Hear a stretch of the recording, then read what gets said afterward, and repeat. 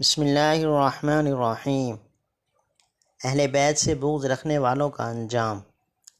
رسول اللہ صلی اللہ علیہ وآلہ وسلم نے فرمایا، اس ذات کی قسم جس کے ہاتھ میں میری جان ہے، جو کوئی بھی اہل بیت سے بغض رکھے گا اللہ تعالیٰ اسے آگ میں داخل کرے گا۔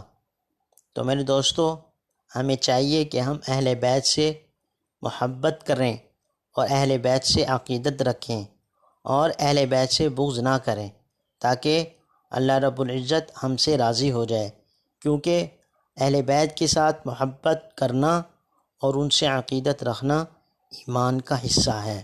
اللہ تعالیٰ سے دعا ہے، اللہ تعالیٰ ہمیں آپ صلی اللہ علیہ وسلم کے اس فرمان پر عمل کرنے کی توفیق عطا فرمائے اور اہل بیت سے محبت کرنے کی توفیق عطا فرمائے۔ جزاک اللہ۔